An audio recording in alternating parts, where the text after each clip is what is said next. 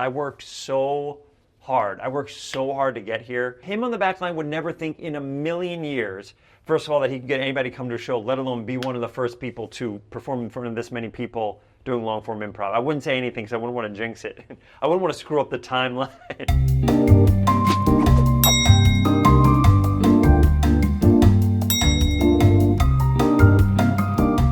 I was an intern at Upright Citizens Brigade Theater. I did the garbage there and the recycling, and I gave people tickets so I can get free classes. And in those classes, at the very end, you would do a class show. There's something called a back line when you do improv, where you're waiting to go out and do your scene. And I was so nervous, I never got off the back line. I think I was so afraid to fail. I didn't have any stage presence yet. So the very first show was a terrible show. But one of the things I learned from that is you gotta go out, you gotta take a risk, you gotta fail, and then you get back up, you learn from that failure, and you keep going. I think I learned that comedy could help me. When I was in kindergarten, there was a kid named Shigeki next to me who was Japanese and didn't speak a word of English.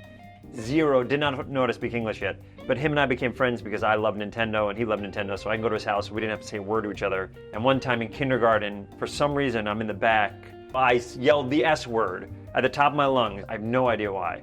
But nobody knew how to curse yet at that age. And she said, Benjamin. I said, Shigeki said it, which would have been his first ever American word.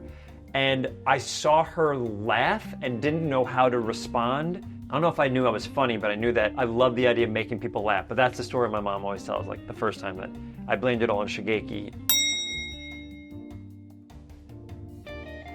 The idea that I have somehow come from a level of never being able to get on stage, nobody would come to my shows when I very first started, to being able to play this venue, which I've always known about and loved my entire life. That's a huge moment for me to realize, oh my goodness, look what we've taken long form improv. It doesn't have to be a 100% black box theater. It can be here, and you can still crush, and you can inspire even more people, and more people get into improv. So it's that's been a big part of it for me, and this name, and seeing the marquee and stuff like that, it's huge.